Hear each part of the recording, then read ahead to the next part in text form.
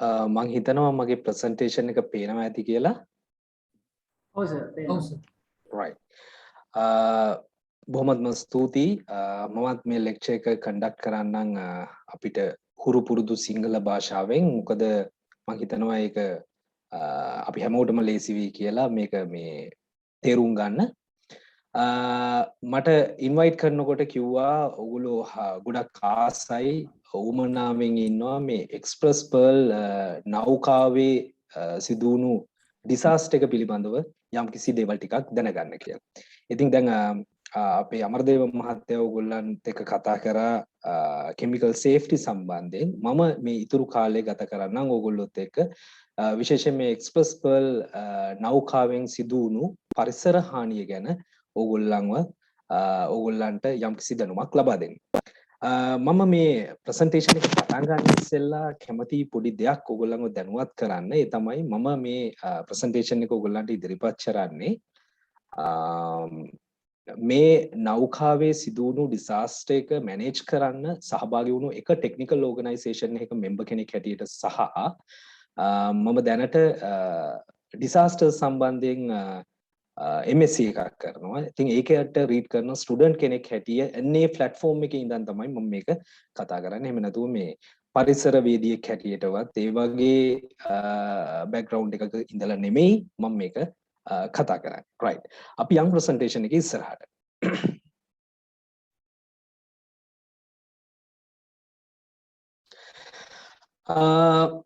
මං මගේ ප්‍රසන්ටේෂන් එක තුල මෙන්න මේ පොයින්ට්ස් හතර තමයි මූලික වශයෙන් කතා කරන්නේ. මං චූටි පොඩ්ඩක් අපි මතක් කරගමු මුලින්ම මේ ඩිසාස්ටර් එක පොඩ්ඩක් බ්‍රීෆ්ලි මතක් කරගමු. ඒක අපි හැමෝටම මතකයක් වෙයි. ඒ වගේම දෙවනියට මේකේ තියෙන මේ නැව තුල තිබුණු ඩේන්ජරස් කාගෝස් මොනවද කියන එක අපි පොඩ්ඩක් හඳුනගමු.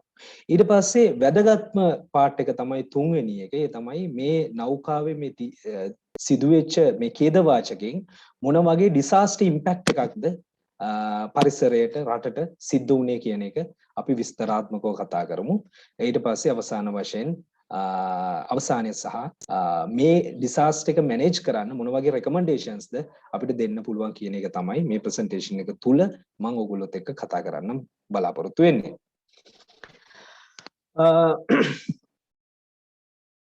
අපි මේ සිදුවීම මතක් කරගත්තොත් මේක සිංගප්පූරු දජය යටතේ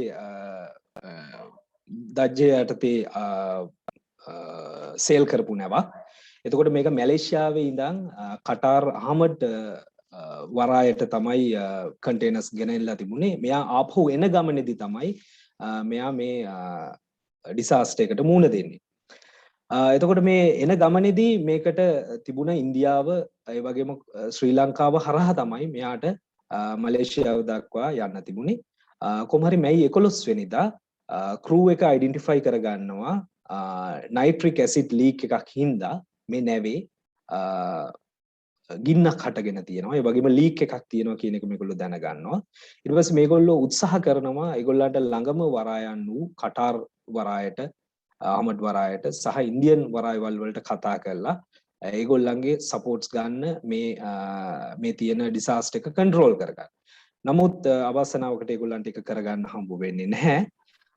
මේ මාසේ 20 වෙනිදා අපේ කොලම්බෝ හාබර් එකේ ඉඳන් නොටිකල් මයිල් 9ක් එහෙම නැත්නම් කිලෝමීටර් 17ක් වගේ ඈතින් මේ නැව ඇන්කරේජ් කරනවා. ඇන්කරේජ් කරලා අපේ ශ්‍රී ලංකා කොළඹ වරායේ සහාය ඇතිව මේ නැවේ ඩිසාස්ටර් එකට එහෙම නැත්නම් ඩිසාස්ටර් එක මිටිගේට් කරන්න අවශ්‍ය වැඩ කටයුතු කරගෙන යන එක තමයි සිද්ධ වෙන්නේ. ඉතින් මේ දේ ඕගොල්ලන්ට පැහැදිලි. මොකද මීඩියා වලින් ඒ දවස්වල බොහොම උණු උණුවේ කතා කරා මේක ගැන.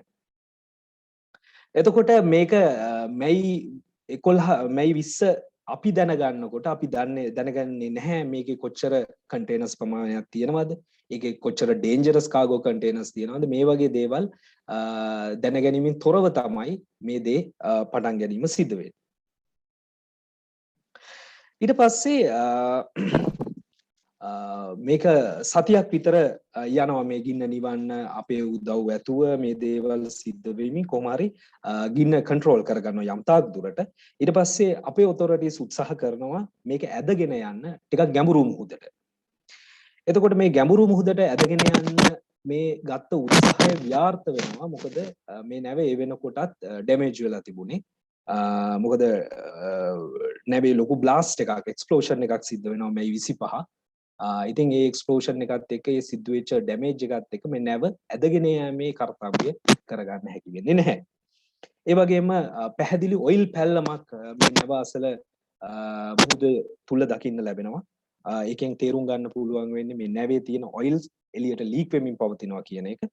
ඒ වගේම කහපාට දුමාරයක් නැවවට දැක ගන්න තිබුණා ඒ දවස්වල.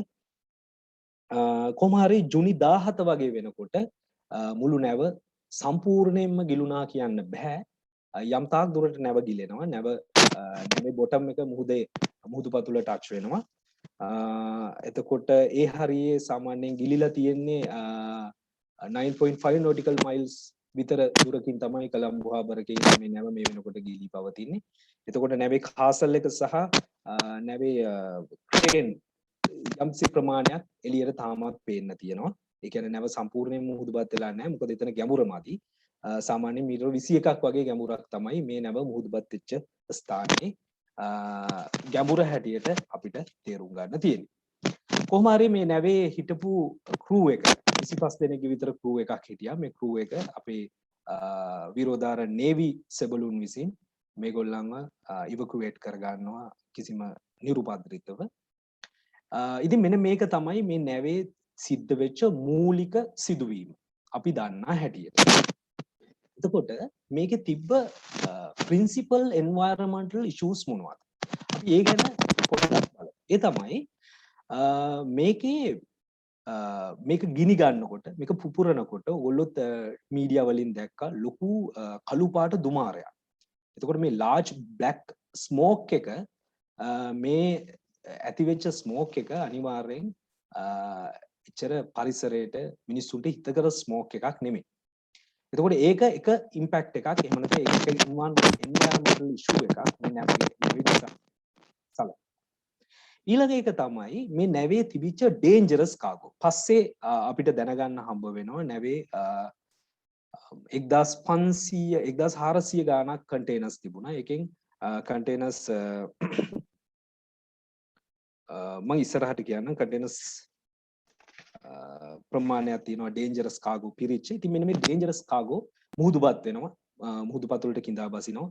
එතකොට මේ ඩේන්ජරස් කාගෝ වලින් මොන වගේ පරිසර හානියක්ද සිද්ධ වෙන්නේ? විශේෂයෙන් නයිට්‍රික් ඇසිඩ් වගේ දේවල් වලින්. මෙට්‍රික් ටොන් 25ක් තියෙනවා නයිට්‍රික් ඇසිඩ් මේක.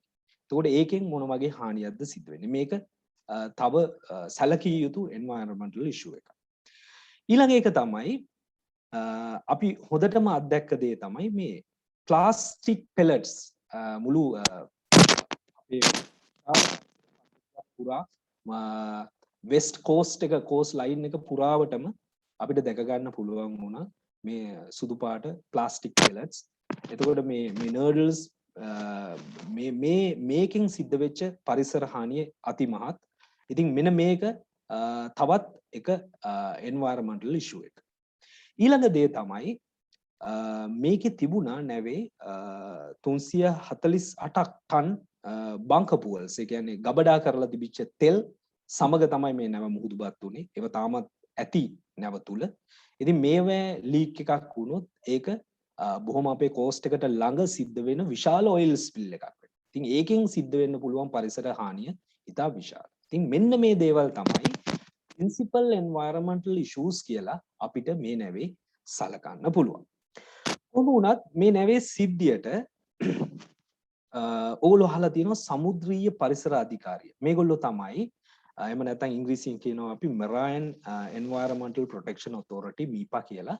මෙන්න මේ MIPA ආයතනය තමයි principal organization එක මේ නැවේ ඩිසාස්ටර් එකට රෙස්පොන්ස් කරා. ඉතින් ඒගොල්ලෝ තමයි මූලිකව මේකේ වැඩ කටයුතු කරේ. එතකොට ඒගොල්ලන්ට සහාය දැක්වීමට තව නොයෙකුත් ඕගනයිසේෂන් මේ අවස්ථාවේ සහාය වුණා. ඒකට සහාය වෙච්ච එක ඕගනයිසේෂන් එකක් තමයි අපි රසායනික අවිසම්මුති ක්‍රියාත්මක කිරීමේ ජාතික අධිකාරිය හැටියට අපිත් ඒ නැව මුහුදුබත් වූ වෙලාවේ සිට මේ කාර්යයට සක්‍රීයව දායක වුණා. නොයෙකුත් අවස්ථාවලදී මේකට අවශ්‍ය ගයිඩ්ලයින්ස් දෙන්න, විසිට්ස් කරන්න, ඒ වගේ දේවල් වලට සහභාගී වුණා. එතනින් එහා ගිහිල්ලා UN United Nation Environmental Program එක යටතේ ඒකෙත් එක්ස්පර්ට් ටීම් එකක් ලංකාවට ඇවිල්ලා මේ නැවේ ඛේදවාචකය මිටිගේට් කරගන්න අපේ රටට සහාය දැක්වීම සිද්ධ වුණා. කොහොම හරි අපේ රටේ තියෙනවා මීපයකේ මේ National Oil Spill Contingency Plan කියලා. ඒ කියන්නේ oil spill එකක්, එහෙම නැත්නම් chemical spill එකක් අපේ waters වල, එහෙම නැත්නම් අපිට අයිති මුහුදු කලාපය තුල සිද්ධ වුණොත් අපි කොහොමද මේක මිටිගේට් කරන්න, මේ ඛේදවාචකය කළමනාකරණය කරන්න කටයුතු කරන්න කියන ප්ලෑන් එකක් අපේ රටේ තිබුණා. ඉතින් මේ ප්ලෑන් එක තමයි මෙතෙන්දිත් ඇක්ටිවේට් කරන්නේ. එතකොට මේ ඇක්ටිවේට් කිරීම තුලින් Triforces, ඒ වගේම අනිකුත් ටෙක්නිකල් ගවර්න්මන්ට් ඕගනයිසේෂන්ස්, NGOs ලා මේ වගේ කට්ටිය ඔක්කොම එකතු වෙලා මේ වෙනකොටත් මම දන්නා තරමින් අපි බීච් ක්ලියරින් වගේ දේවල් කොහොම හරි මේ නැවට, මේ නැවේ ඛේදවාචකයට රෙස්පොන්ස් කරන කාර්යය මෙන්න මේ විදිහට තමයි සිද්ධ වුනේ.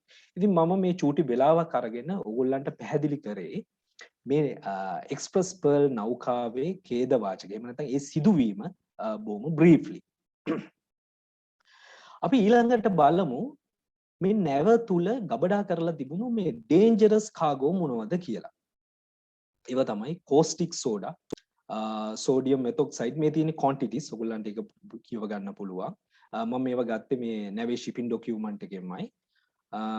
එතකොට නයිට්‍රික් ඇසිඩ්, මෙතනෝල්, ලිතියම් අයන් බැටරිස්, පොලිස්ටරීන් බීඩ්ස්, ඕවා තමයි අර අපි කියන්නේ මේ අර පාවෙල ඇවිල්ලා තිබුණේ සුදු පාට පොලිතීන්, එහෙම නැත්නම් ප්ලාස්ටික්ස්, අන්න ඒවා, විනයිල් ඇසිටේට්. ඉතින් මෙන්න මේ ඒ වගේම ෆුවල්. මෙන්න මේ දේවල් තමයි මේකේ ඩේන්ජරස් කාගෝ හැටියට අපිට හඳුනා ගන්න පුළුවන්. right. ඊට පස්සේ අපි වැදගත්ම අපේ මේ ප්‍රසන්ටේෂන් එකේ වැදගත්ම සහ වැඩිම කාලයක් ගත වෙන පාර්ට් එක මේක. ඒ තමයි මේ නැවේ මේ සිදුණු ආපදාවේ, එහෙම නැත්නම් ඩිසාස්ටර් එකේ ඉම්පැක්ට් එක මොකක්ද? මොනවද ඩිසාස්ටර්ස්? ඒකෙන් සිදුුනේ මොන වගේ ඩැමේජ් එකක්ද? මොන වගේ ඉම්පැක්ට් එකක්ද කියන එක තමයි මම ඊළඟට පැහැදිලි කරන්න යන්නේ. ඉතින් අපි පැහැදිලි කිරීමේ පහසුව තකා මම මේක කොටස් 7කට වර්ගීකරණයක් කරගත්තා. මේකෙන් සිද්ධ වෙච්ච ඔයිල් පොලියුෂන් එක මොකක්ද? මේකෙන් සිද්ධ වෙච්ච කෙමිකල් පොලියුෂන් එක මොකක්ද? ඒ වගේම මේ නැව ගිලීම සහ නැවේ තිබුණු කන්ටේනර් බොක්සස් මුහුදට වැටීම, මේ මුහුදු කලාපයේ විසිරී පැතිරීම තුලින් මොන වගේ රිස්ක් එකක්ද ජෙනරේට් වෙලා තියෙන්නේ? ඒ වගේම අපි අර මුලින්ම කිව්ව මේ ප්ලාස්ටික් වලින් සිද්ධ වෙච්ච පොලියුෂන් එක මොන වගේද? එතකොට මේ හැම පොලියුෂන් එකෙන්ම අපේ වයිල්ඩ් ලයිෆ් එකට, ඒ වගේම සෙන්සිටිව් එන්වයරන්මන්ට් එකට, විශේෂයෙන් අපේ කෝස්ටල් බෙල්ට් එකට මොන වගේ ඉම්පැක්ට් එකක් දුන්නේ? ඒ වගේම අපේ ෆිෂරි රිසෝසස්, අපි කියනවා මේ දීවර කර්මාන්තයට සහ අනිත් ඉකොනොමික් සෙන්ටර්ස් වල, විශේෂයෙන් අපේ ආර්ථිකය මත පදනම් වෙච්ච තව දේවල් තියෙනවා. දීවර කර්මාන්තය, එතකොට ටුවරිසම්, මේ දේවල් වලට මොන වගේ ඉම්පැක්ට් එකක් දුන්නේ? ඒ වගේම එයාර් පොලියුෂන් එක ගැනත් අපි කතා කරමු. ඉතින් මේ ටික අපි පිළිවෙලකට කතා කරමු ඊතුරු කාලය තුල. right. oil pollution. එතකොට මේක මේ බංක ෆුවල්ස් තිබුණා 340 ගාණක් මෙට්‍රික් ටන්ස්. එතකොට මේකේ තිබුණා ෆුවල් ඒ ටික ඔක්කොම මෙට්‍රික් ටොන් ජෙනරලි 700කට කිට්ටු වෙන ඔයිල් ප්‍රමාණයක් තිබුණා. එතකොට කෙනෙකුට කියන්න පුළුවන් ගින්න සහ පිපිරීමත් එක්ක මේ ඔයිල් ටික ගිනි අරගෙන විනාශ වෙලා තියෙන්න පුළුවන්. ඔව්, එහෙම වෙන්නත් පුළුවන්. එහෙම නැත්නම් මේක තාමත් අර බංක ෆුවල්ස් ටැංක් තුල තීද්දි මේ නැව ගිලිලා තියෙන්නත් පුළුවන්. නමුත් මේක ගැන තාම හරිහමන් දත්තයක් නැහැ. මොකද නැවේ තාම පරීක්ෂණ කටයුතු සිදුවෙමින් පවතිනවා. මේක ගැන හරි ඩික්ලෙයාර් කිරීමක් කරලා නැහැ. තාම පුවල් තියෙනවද නැද්ද කියන එක. කෙසේ වෙතත් මුලින් තිබිච්ච තෙල් පැල්ලම අනුව අපිට හිතා ගන්න පුළුවන් යම් කිසි තෙල් ප්‍රමාණයක් පරිසරයට මුදා හැරලා, එහෙම නැත්නම් මුහුදු වතුරට එකතු වෙලා තියෙනවා කියන එක. එතකොට මේකේ කැටගරි 3ක් යටතේ අපිට කතා කරන්න පුළුවන්. යම් කිසි ප්‍රමාණයක් මුහුදට එකතු වෙලා තියෙනවා. එතකොට ඒකෙන් වෙච්ච ඩැමේජ් එක මොකක්ද? එතකොට මේක ගිනි අරගෙන ඔක්කොම ෆුවල් ටික ගිහිල්ලා තියෙනවා නම් හරි ප්‍රශ්නයක් නැහැ. එහෙනම් ෆුවල් නැහැ. ඊළඟ එක තමයි නෑ සමහර විට මේකේ බංක ෆුවල්ස් තාම අර ටැන්ක්ස් තුල සිරවී තියෙන්න පුළුවන්. එහෙමනම් ඒක අනාගතේ ඉස්සරහට එන්න පුළුවන් ඩිසාස්ටර් එකක්. ඒක තමයි මැසිව් ඔයිල් ස්පිල් එක අපිට බලාපොරොත්තු වෙන්න පුළුවන්. ඉතින් මෙන්න මේක තමයි මේකේ තියෙන සිටුේෂන් එක මේ දැන් වෙනකොට. මම ඕගොල්ලන්ට මේ ඔයිල් ස්පිල් කිව්වට දැන් මේක හරියට තේරෙන්නේ නැහැනේ. දැන් මේ ඔයිල් ස්පිල් එකේ මොනවද වෙන්න පුළුවන්. මම පොඩ්ඩක් විස්තර කරන්නම් මේ ඔයිල් ස්පිල් එකකින් මොන වගේ පරිසර හානියක්ද වෙන්න පුළුවන් කියලා. මේක මම ඩීප්ලි ඕගොල්ලන්ට විස්තර කරන්න යන්නේ නැහැ. නමුත් ඕගොල්ලන්ට තේරෙන විදිහට යම් තාක් දුරට පැහැදිලි කිරීමක් තමයි කරන්න උත්සාහ කරන්නේ. මේ ඕගොල්ලන්ට පේන රූපයේ තියෙන්නේ මේ මුහුදට එකතු වෙච්ච ඔයිල් පැල්ලම. එතකොට මේ ඔයිල් පැල්ලම නොයෙකුත් පරිසරයත් එක්ක, එතකොට මුහුදු වතුරත් එක්ක, හිරු එළියත් එක්ක, ඒ වගේම එයා එකත් එක්ක මේගොල්ලෝ මේවා කෙමිකල්ස් නේ. දැන් මේ කෙමිකල්ස් රියැක්ට් කරනවා. මේවා එකතු වෙනවා. එතකොට මේ ඔයිල් ටික අපි කියනවා ඉමල්සිෆිකේෂන් වෙනවා කියලා. එතකොට යම්කිසි ප්‍රමාණයක් දැන් ඔයිල් කියන එක මේ ඝනත්වයෙන් අඩු ඉන්නේ ඒක හින්දා තමයි මුහුදු ජලය මත මේක පාවෙන්නේ. නමුත් මේ ක්‍රියාකාරීත්වය සිදු වුණාට පස්සේ යම්කිසි ප්‍රමාණයක් ඝනත්වය වැඩි වෙලා එය මුහුදු පතුලට කිඳා බැසීම සිද්ධ වෙනවා. තවත් ප්‍රමාණයක් මුහුදු වතුරේ දිය වෙනවා, ඩිසෝල්ව් වෙනවා. එතකොට මේ ඉතුරු වෙන එක අර ස්ලජ් එක වගේ කළු පාට නිකන් තාර වගේ පැල්ලම් මේවා පාවෙලා එන්න පුළුවන්. එතකොට කොටස් තුනයි. එකක් ගිලෙනවා, අනිත් එක වතුරට එකතු වෙනවා, අනිත් එක පාවෙලා යනවා. එතකොට මේ තියෙන තුනෙන්ම ලොකු ඉම්පැක්ට් එකක් තියෙනවා එන්වයරන්මන්ට් එකට.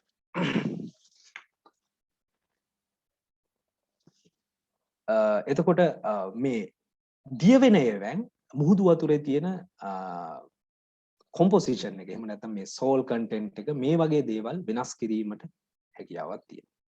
එතකොට මේක ගිලීම නිසා මුහුදේ පතුලේ ජීවත් වෙන ජීවීන්ට, මුහුදේ ඉන්න සත්වයින්ට මේකෙන් ලොකු හානියක් සිද්ධ වෙන්න පුළුවන්. එතකොට මේක පාවෙලා ඇවිල්ලා අපේ වෙරළ තීරවල් වලට ආවහම ඒ වෙරළ කන්ටැමිනේට් වෙනවා.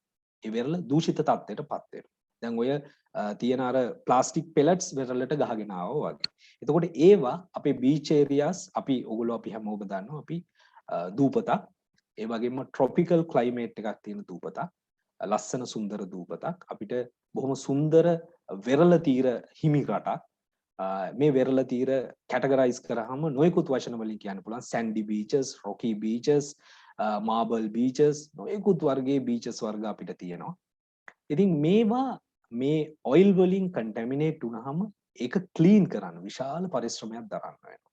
නොයෙකුත් ක්‍රම උපාංග අනුගමනය කරන්න වෙනවා. ඒක මැසිව් වර්ක් එකක්. ඔයගොල්ලන්ට පහුගිය දවස්වල ඔය ප්ලාස්ටික් පෙලට්ස් වලින් මේ සිද්ධ වෙච්ච දේ කරනකොට ඔයගොල්ලෝ දකින්න ඇති මීඩියා වලින්. ඉතින් විශාල මිනිස්සු ප්‍රමාණයක් ඕන, විශාල ධනයක් වියදම් කරන්න ඕන, විශාල කාලයක් වැය කරන්න ඕන. මේ වගේ ලොකු ෆැටික් එකක් තමයි මේකෙන් ජෙනරේට් වෙන්නේ. එතකොට මේකේ ඉෆෙක්ට්ස් මොනවාද? ඒ තමයි විශේෂයෙන් මෙරයින් එන්වයරන්මන්ට් එකට, ඉකෝසිස්ටම් එකට වෙන ඉෆෙක්ට් එක. මැන්ග්‍රෝව්ස්.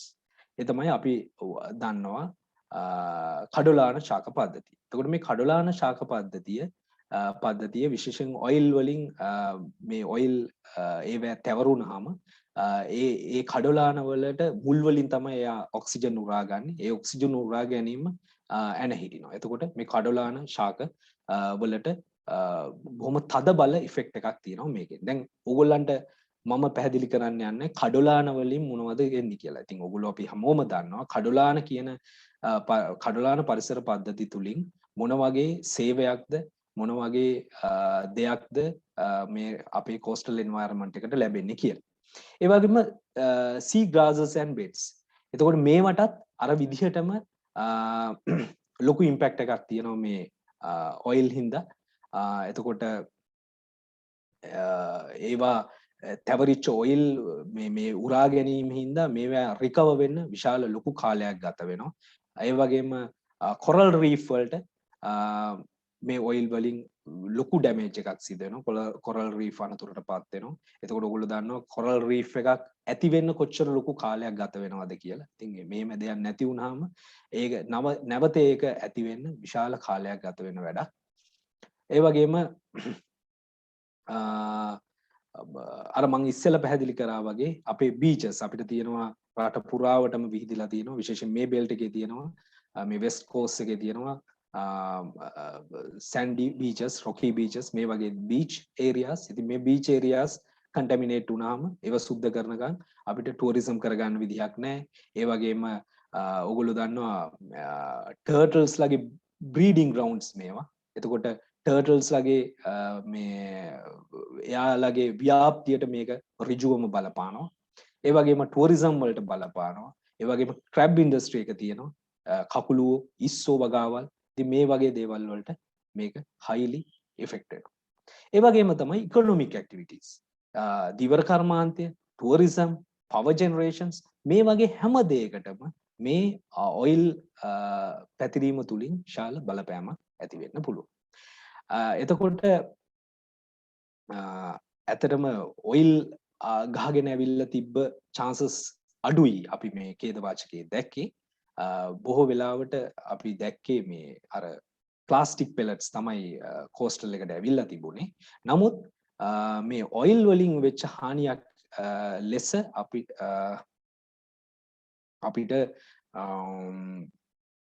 අනාගතයේ වෙන්න පුළුවන් හානියක් ලෙස අපිට මේක දකින්න පුළුවන්. මොකද අර බංක පුවල්ස් ටික තාම නැව ඇතුලේ තියෙනවා නම් එය මුහුදු රළත් එක්ක එහෙම නැත්නම් කරන්ට් එකත් එක්ක මේ නැව සෙලවීම, පැද්දීම, එහෙට මෙහෙට විසිවීම මේ වගේ දේවල් වලින් පුවල් ලීක් වෙන්න පටන් ගත්තොත් ඒක ලොකු පරිසර හානියක් තමයි ඉදිරියේදී අපිට බලාපොරොත්තු වෙන්නේ.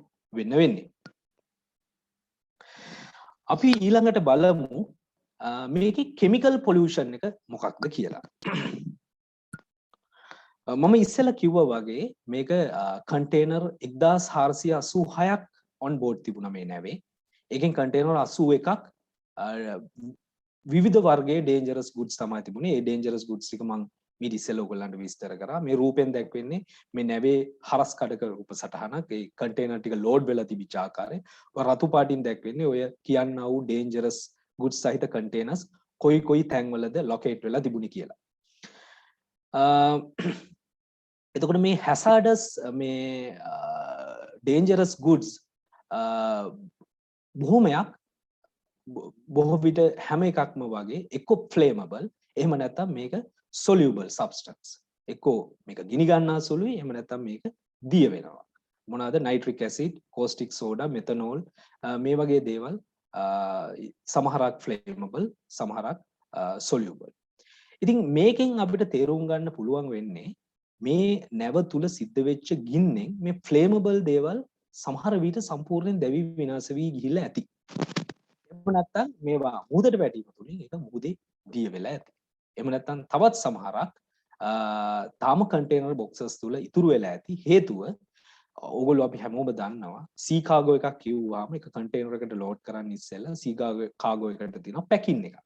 ඒතකොට මේ පැකින් එක හානි වෙලා නැත්නම් ඒ කෙමිකල්ස් ලීක් වෙන්න විදිහක් නැහැ එළියට. එතකොට පැකින් එක වෝටර් රෙසිස්ට් නම් අනිවාර්යෙන් තාම මේ කන්ටේනර් බොක්සස් තුල මේ කියන්නා වූ කෙමිකල්ස් වර්ග ඇති.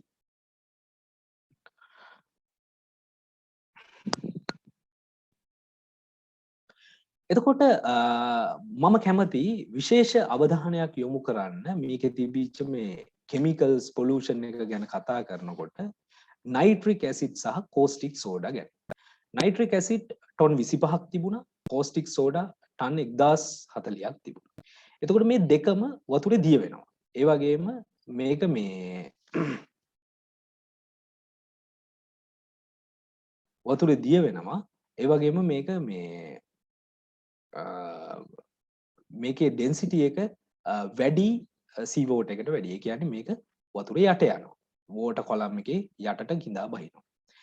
එතකොට මේකෙන් වෙන්න පුළුවන් දේ තමයි මේක දැන් මේ වෙනකොට ගිනි අරගෙනක් තියෙනවානේ. එතකොට මේකෙන් මේ නයිට්‍රික් ඇසිඩ් මේ කෝස්ටික් සෝඩා මේ වගේ දේවල් මේ පළම් එකක් වගේ හැදිලා මේක සී බෙඩ් එකට ගිලිලා තියෙන්න ඇති. ඉතින් මේ කාර්යය වුණා කියලා පැහැදිලි සාක්ෂියකුත් හම්බ වෙලා තියෙනවා. ඒ තමයි මේ ඉහත රූපයෙන් දැක්වෙන මේ කැස්බෑවෝ දෙදෙනා මේගේ මල සිරුරු දෙක මේගොල්ලන්ගේ මේ ෂෙල් එක එක්කෙනෙක්ගේ බ්ලීච් වෙලා තියෙනවා අනිත් එක්කෙනාගේ පිලිස්සලා ගිහිල්ලා තියෙනවා. ඉතින් සැක කරනවා මේ පරීක්ෂණවලදී මෙන්න මේ කෙමිකල්ස් වල මෙන්න මේ සංසිද්ධිය සිදුවීම හින්දා වෙන්න ඇති මේ සතුන් මෙන්න මේ විදිහට මිය යන්න ඇත්තේ කියලා. ඉතින් මේක හොඳ උදාහරණයක්. එහෙම නැත්නම් මේක හොඳ ඉන්ඩිකේෂන් එකක් මේ කෙමිකල් පොලියුෂන් එක ගැන අපිට අදහසක් ලබා ගන්න. ඊට පස්සේ ඊළඟ එක තමයි මේකේ මේ දැන් අපි හැමෝම උනන්දුවක් දක්වන්නේ මේ නැව තුල ගබඩා කරලා තිබුණු ඩේන්ජරස් කාගෝ ගැන.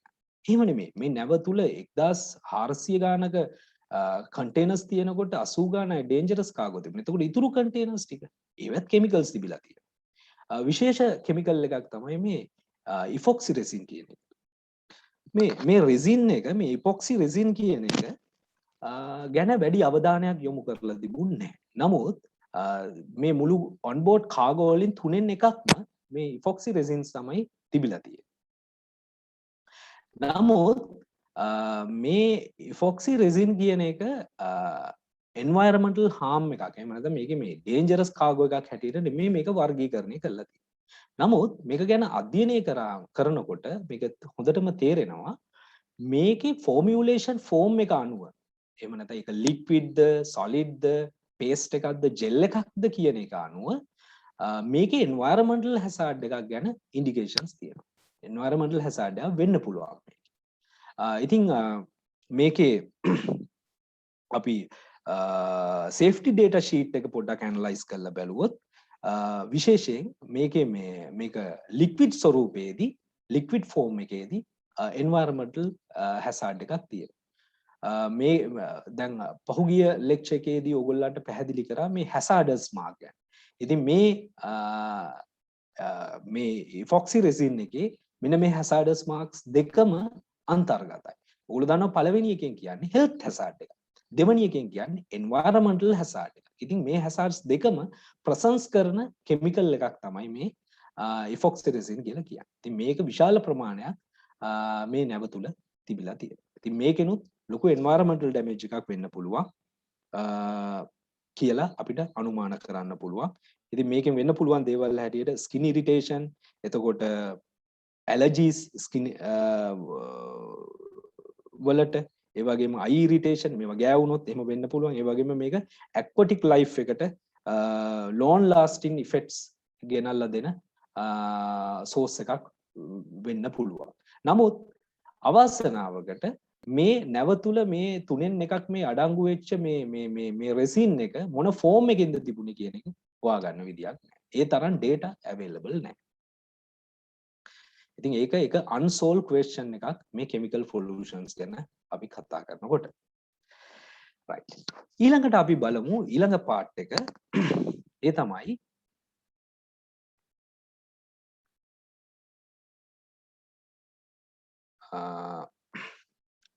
මේ නැව ගිලීම සහ මේ නැවේ කන්ටේනර් බොක්සස් තැන තැන විසිරුණා. අපි දැක්කා අපි මාධ්‍යවලින් මෙහෙම දැක්කා මේක පුපුරන වෙලාවේ කන්ටේනර් බොක්සස් මුහුදට වැටෙනවා. එතකොට මේක ඇදගෙන යන්න උත්සාහ කරනවා. එතෙන්දි වැටෙනවා. එතකොට ගිලෙනවා. එතෙන්දි වැටෙනවා. දැන් මේ වෙනකොට මුහුද කියන එක නොයෙකුත් වෙලාවට කරන්ට් එකත් එක්ක රළත් එක්ක එහෙට මෙහෙට හෙල්ලෙන දෙයක් නේ. එතකොට මේ තියෙන බොක්සස් නොයෙකුත් තැන් වලට විසිරී පැතිරී යන්න පුළුවන්. එතකොට මේක ඇවිල්ලා මේක දැන් ගිලිලා තියෙන්නේ අපේ කොළඹ හාබර් එකේ අප්‍රෝච් එකේ ආසන්නයෙන්ම තමයි මේක ගිලිලා තියෙන්නේ. එතකොට මේ කොළඹ හාබර් එක කියලා කියන්නේ ඔයගොල්ලෝ දන්නවා ලෝකේ නැගෙනහිරත් බටහිරත් යා කරන වෙළඳ මාර්ග අපි ඉගෙනගෙන තියෙනවා මුහුදු මාර්ග වැටිලා තියෙන මේ ඉන්දියන් සාගර කලාපය හරහා තමයි මේ මුහුදු මාර්ග ඔක්කොම වැටලා තියෙන්නේ. එතකොට මේ ඉන්දියන් සාගර කලාපයේ මේ අපේ රටට විශේෂිත තැනක් හිමි වෙන රටක්. එතකොට ඒකෙනුත් කොළඹ හාබර් එක තමයි කොළඹ හාබර් තමයි අපි ප්‍රධානතම වරාය. එතකොට ලෝකේ බිසියස්ට්ම වරායවල් 20 අතරින් එකක් කොළඹ හාබර් එක කියලා කියන්නේ. ඉතින් නොයෙකු විශාල නැව් ප්‍රමාණයක් කොළඹ හාබර් එක through ගමන් කිරීම සිද්ධ වෙනවා. එතකොට මෙවැනි heavy traffic එකක් තියෙන වරායක් ළඟ විශේෂයෙන් වරාය approach එක කිට්ටුවේ මේ වගේ නැවක් බාගෙට ගිලිලා පැවතීම කොයිතරම් දුරට ඉකොනොමික් ඉෆෙක්ට් එකක්ද අපේ රටට. ඉතින් ඒක තමයි ඊළඟ ගැටලුව හැටියට අපිට මේකේ කතා කරන්න තියෙන්නේ. ඒ වගේම මේ කන්ටේනර්ස් මේ නැති වෙලා මුහුදේ දැන් පතුලට වැටුණාට පස්සේ දැන් තාම මේකේ තියෙන ලොකේෂන්ස් අපි දන්නේ නැහැනේ. එතකොට මේ lost containers ඒකත් unknown threat එකක්. එහෙම නැත්නම් risk එකක්. ඒක navigation risk එකක්. මොකද මේවා මේ sea water වල මේ තියෙන current එකට අහු වෙලා තැන තැන විසිරලා තියෙනවා. එතකොට මේවා ගිහිල්ලා merchant ships වලට එහෙම නැත්නම් ships වලට වදින්න පුළුවන්. ඒවෙන් ships වලට හානි වෙන්න පුළුවන්. ඉතින් මේ වගේ දේවල් මේකෙදි අපිට බලාපොරොත්තු වෙන්න පුළුවන්. ඒ වගේම මේකේ ඇතුලේ තියෙන chemicals වලින් එහෙම නැත්නම් bunker fuels තියෙනවා නම් ඒවෙන් ඊළඟට අනාගතේ මොන වගේ pollution එකක් chemical pollution එකක් සිද්ධ වෙන්න පුළුවන්. අපි ඉස්සෙල්ලා මේක ගැන කතා කරා. ඉතින් ඒකත් මේ නැව සහ මේ නැති වෙච්ච containers වලින් තියෙන risk එක ලෙස අපිට හඳුනා ගන්න කතා කරන්න පුළුවන්. ඒ වගේම මේ නැව ගිලිච්ච මේ ඒරියා එක ගොඩක් මේ රිච් ෆිෂින් ග්‍රවුන්ඩ් එකක්. ඔයගොල්ලෝ අපි හැමෝම දන්නවා මීගමු කලපුව කියන්නේ බොහොම මාළු දීවර කර්මාන්තයේ බොහොම තදින්ම කෙරෙන ඒරියා එකක්.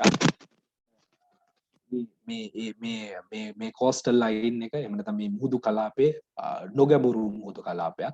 ඉතින් නොගැඹුරු මුහුදු කලාපයකදී අපිට හොඳ මාළු ගහනයක් දක ගන්න පුළුවන්. ඉතින් මේ මාළු ගහනය හරහා තමයි මෙතන මේ ලොකු දීවර ප්‍රජාවක් ජීවත් වෙන්නේ තමගේ දිනදා දෛනික කටයුතු කරමින් දීවර කටයුතු කරමින්. ඉතින් මේ හැම දෙයකටම මේ තැන තැන විසිරලා පැතිරලා තියෙන කන්ටේනර්ස් සහ මේ ගිලුණු නැව බලපාලා තියෙනවා. ඉතින් ඒකින්ද අපේ ඔතොරිටිස් එහෙම නැත්නම් රජය විසින් no fishing zone එකක් මේ නම් කරලා තියෙනවා. ඉතින් ඒ fishing zone එකේ මාළු එල්ලීම් කටයුතු කරන්න බෑ. ඒකින්ද දීවර ප්‍රජාවට සැලකිය යුතු ඉෆෙක්ට් එකක් මේක හරහා සිද්ධ වුණා.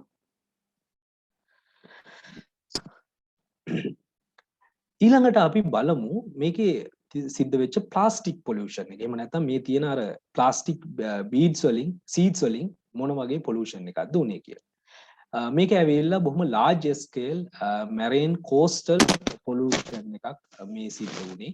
මේ මයික්‍රෝ ප්ලාස්ටික් මේවට කියනවා මයික්‍රෝ ප්ලාස්ටික් කියලා. මේ නර්ඩල්ස් මේ මයික්‍රෝ ප්ලාස්ටික් pellets වලින් ලොකු පරිසර හානියක් සිද්ධ වුණා. ඇත්තටම මේවා පාවිච්චි කරන්නේ නොයෙකුත් වර්ගයේ ප්ලාස්ටික් ප්‍රොඩක්ට්ස් හදන්න. අපි උදාහරණයකට අපි වතුර බොන ප්ලාස්ටික් බෝතල් වෙන්න පුළුවන්. නොයෙකුත් ප්ලාස්ටික් උපාංග හදන්න භාවිතා කරන මේ රෝ මැටීරියල් එක තමයි මෙන්න මේ මයික්‍රෝ ප්ලාස්ටික්. එහෙම නැත්නම් මේ කියන මේ නර්ඩ්ස් එක මේ නර්ඩල්ස් එක මේ සී බීට්ස් එක මේක රෝ මැටීරියල් එක. ඉතින් මේක තමයි මේ අපේ මුහුදු කලාපයේ පුරාම විසිරී පැතිරී ගියේ මේ ඛේදවාචකයෙන්. ඒක තමයි ඇත්තටම අපිට ගොඩක් තදින්ම දැනුණු පෙනෙන්න තිබ්බ ඛේදවාචකය මේ නෞකා දිසාසය තුල. එතකොට මේකේදී මේ තිබුණේ මේවා මේක පොලිඑතිලීන් කියන මේ නර්ල්ස් එක තමයි මේ විසිරලා පැතිරලා තිබුණේ. මේක සාමාන්‍යයෙන් කිලෝමීටර් 300ක් විතර කෝස්ටල් ස්ට්‍රෙච් එක පුරාවටම කන්ටැමිනේට් වුණා මේකෙන්. විශේෂයෙන් වෙස්ටර්න් කෝස්ට් එක northern coast එක ඒ වගේම සමහර parts southern and northern coast එකේ සමහර parts වල අපිට මේ debris දැක ගන්න පුළුවන් වුණා. එතකොට මේක මේවා මුහුදු වතුරට එකතු වෙලා මේකේ මේ density එක අඩුයි. ඒකින්ද මේක මුහුදු වතුරේ පා වෙනවා. ඒකින්ද තමයි මෙයා ගහගෙන ඉන්නේ අපේ coastal එකට.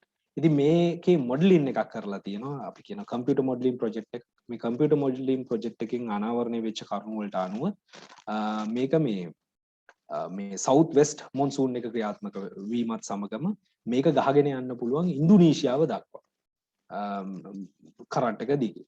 ඒ වගේම මේ සවුත් මොන්සූන් එක රිවර්ස් වෙනකොට ඒක ආපහු ඒකේ ඉතුරු වෙන දේවල් ගහගෙන එන්න පුළුවන් මෝල්ඩියෝ සෝමාලියා පැත්තට වුණා. ඉතින් මේක අපේ රටේ සිදුවෙච්ච ඛේදවාචකයක් වගේම ඩිසාස්ටර් එකක් වගේම මේක කලාපීයවත් ඉම්පැක්ට් එකක් තියෙන බොහොම දරුණු ගානේ මැසිව් ඩිසාස්ටර් එකක් හැටියට අපිට මේක ගැන කතා කරන්න පුළුවන්.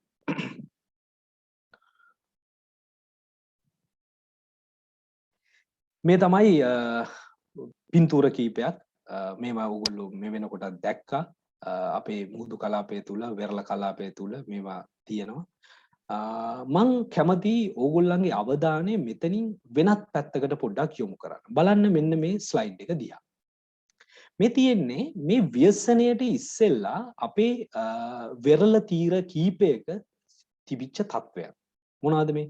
මේ තියෙන්නේ ප්ලාස්ටික් වලින් ප්ලාස්ටික් ඩෙබ්‍රිස් එකතු වෙච්ච වෙරළ තීරවල්. මේ මෝදර ගල් කිස මේවා ඕගොල්ලෝ ඕන තරම් දැකලා තියෙනවා. මේ එතකොට මේ දේවල් ඇත්තටම මේක අපේ රටේ විතරක් නෙමෙයි මුළු ලෝකයේම ගිලගත්ත ඛේදවාචකයක් ඩිසාස්ටර් එකක් මේ මයික්‍රෝ ප්ලාස්ටික් කියන එක. එතකොට මේ මයික්‍රෝ ප්ලාස්ටික් ගැන මම කැමතියි ඕගොල්ලන්ව චුට්ටක් දැනුවත් කරන්න. බොහොම ඩීප්ලි නෙමෙයි යම් මගේ දැනුමේ හැටියට බොහොම පොඩි දැනුවත් කරන්න. මයික්‍රෝ ප්ලාස්ටික් වර්ග දෙකක් අපිට කතා කරන්න පුළුවන්. ප්‍රයිමරි මයික්‍රෝ ප්ලාස්ටික් සහ සෙකන්ඩරි මයික්‍රෝ ප්ලාස්ටික් කියලා. දැන් ඔය අපි කතා කරන මේ රෝ මැටීරියල් එක අපිට ගන්න වෙන්නේ ප්‍රයිමරි මයික්‍රෝ ප්ලාස්ටික් එකක් හැටියට. ඔය පෙලට්ස්, එතකොට නර්ඩල්ස්, ෆයිබර්, පවුඩර්, මේ කියන්නේ මේ වගේ රෝ මැටීරියල් ටයිප් එකේ දේවල් අපිට මයික්‍රෝ ප්ලාස්ටික් ප්‍රයිමරි ගණේලා සලකන්න පුළුවන්. එතකොට ද්විතීය මයික්‍රෝ ප්ලාස්ටික් කියලා කියන්නේ අර ඉස්සෙල්ලා රූපේ දැක්කා වගේ end product එක. එහෙම නැත්නම් use කරපු ප්ලාස්ටික් බෝතල් වෙන්න පුළුවන්, නොයෙකුත් පැකට්ස් වර්ග වෙන්න පුළුවන්, අසුරණ වෙන්න පුළුවන්. මේ වගේ හැම දෙයක්ම මේවා කාලයත් එක්ක දි รา පත් වීමෙන් චුටි චුටි කැබලි වලට කැඩලා ඒක අවසානයේදී මයික්‍රෝ ප්ලාස්ටික් බවට පත් වෙනවා. ඉතින් මෙන්න මේ වර්ග දෙක තමයි අපිට මයික්‍රෝ ප්ලාස්ටික් යටතේ කතා කරන්න පුළුවන්. එතකොට මේවා තමයි මයික්‍රෝ ප්ලාස්ටික් ප්‍රභවයන්. එහෙම නැත්නම් පරිසරයට මයික්‍රෝ ප්ලාස්ටික් එකතු වෙන ආකාරය. ඉතින් මේ පින්තූරේ විස්තර කරනවට වැඩිය ඕගොල්ලොම හිතන්න දිනකට ඕගොල්ලෝ කොච්චර ප්ලාස්ටික් ප්‍රමාණයක් පරිසරයට බැහැර කරනවද? ඒක පසට වෙන්න පුළුවන්, වතුරට වෙන්න පුළුවන්. ඉතින් තනියෙන් ඕගොල්ලෝ කොච්චර ප්ලාස්ටික් ප්‍රමාණයක් බැහැර කරනවද කියන එක ඕගොල්ලන්ටම එස්ටිමේට් කරගන්න පුළුවන්. අපි පාවිච්චි කරන shopping උරේ වෙන්න පුළුවන්, අපි බොන වතුර බෝතලේ වෙන්න පුළුවන්, අපි ලියලා ඉවර කරපු පෑන වෙන්න පුළුවන්. නේද? මේ හැම දෙයක්ම අවසානයේදී එකතු වෙන්නේ පරිසරයට. ඒක ජලයට හෝ ගොඩබිමට. ඉතින් මේ විදිහට විශාල වශයෙන් මයික්‍රෝ ප්ලාස්ටික් ඩේලි අපේ පරිසරයට එකතු වෙනවා. එතකොට මේක මුහුදේදී මොකද වෙන්නේ? මේ මයික්‍රෝ ප්ලාස්ටික් කුඩා මයික්‍රෝ ප්ලාස්ටික් මේ ජලජ ජීවීන් විසින් සමහරක් ආහාරයට ගන්නවා. එතකොට ඒ ආහාර ගැනීම තුලින් මේවා ෆුඩ් චේන් වලට එකතු වෙලා නැවතත් චක්‍රීයව වක්‍රාකාරයෙන් මිනිසාටම මේකේ තියෙන අහිතකර ප්‍රතිඵල අපිට අත්දකින්න පුළුවන්. ඒ වගේම මේ මයික්‍රෝ ප්ලාස්ටික් හින්දා ජලජ සත්වයින්ගේ පැවැත්මට අහිතකර බලපෑම් ඇති වෙන්න පුළුවන්. ඒගොල්ලෝ මරණයටපත් වෙනවා. ඉතින් නොයෙකුත් බොහොම විනාශකාරී ඉම්පැක්ට් වලට ගොදුරු වීම සිද්ධ වෙනවා. ඉතින් මුහුද වගේම තමයි ගොඩබිම තුලත් ගොඩබිම තුලත් අපි දන්නවා කුණු කඳු ආශ්‍රිතව කොච්චරනම් ප්ලාස්ටික් අපිට දැක ගන්න පුළුවන්. ඉතින් මේවා දි รา පත් වීම බොහොම හිමින් සිද්ධ වෙන්නේ. නමුත් ඒක දි รา පත් වීම තුලින් පසට හෙවි මෙටල්ස් ඒ වගේම පැලට්ස් වගේ දේවල් එකතු වෙනවා. ඉතින් මේවා මේ ශරීරයට ඉතාම අහිතකර දේවල්. එතකොට මේවා අප ඒ පස් භාවිතා කරමින් සිද්ධ කරන වගාවන් තුලින් ආහාර හරහා නැවතත් ෆුඩ් චේන් වලට එකතු වෙලා නැවතත් ඒක මිනිසාටම පැමිණෙනවා. එතකොට ඒව හරහා තමයි මිනිසුන්ට නොයෙකුත් අපි කියනවා කැන්සර් ඉෆෙක්ට්ස් වෙන්න පුළුවන්. එතකොට බර්ඩ් ඩිෆෙක්ට්ස් වෙන්න පුළුවන්. අර අමරදේව මහත්තයා හෙවි මෙටල්ස් වලින් සිද්ධ වෙන ඉෆෙක්ට්ස් ගැන ඔයගොල්ලන්ට පැහැදිලි කරන්න. ඉතින් මේ සියලුම දේ මේ විදිහට අපිට අත්දකින්න පුළුවන්. ඉතින් මම මේ පසට එකතු වීම ගැන කතා කරනකොට තව එක චූටි කතාවක් කියන්නම් මගේ අත්දැකීම අනුව. ඔයගොල්ලන්ට මතක ඇති මීතොට මුල්ල කුණු කන්ද ආශ්‍රිතව සිද්ධ වෙන ඛේද වාචකය. එතකොට මේ ඛේද වාචකයෙන් පසු කාලෙකදී අපිට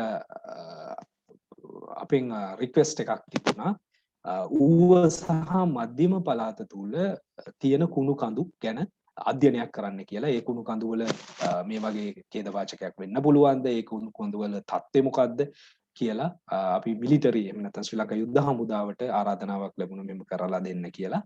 ඉතින් අපි මේ අධ්‍යයනයට අනුව ඔයගලන්ට අපිටත් හිතා ගන්න බෑ ඌව සහ මධ්‍යම පළාතේ පමණක් අපිට හඳුනා ගන්න පුළුවන් වුණා කුණු කඳු 35ක් විතර. ඉතින් හිතන්නකෝ ඒ වගේ බොහොම සුළු ප්‍රදේශයක කුණු කඳු 35ක් තියෙනවා නම් අපේ රට පුරා කුණු කඳු නම් කොච්චරක් ඇතිද? ඉතින් මේවෙන් විශාල වශයෙන් මේ මයික්‍රෝ ප්ලාස්ටික් කියන එක හරහා අපේ පසට බොහොම විෂ දේවල් එකතු වෙනවා. ඒවා වක්‍රාකාරව අපිට බලපෑම් ඇති වෙනවා.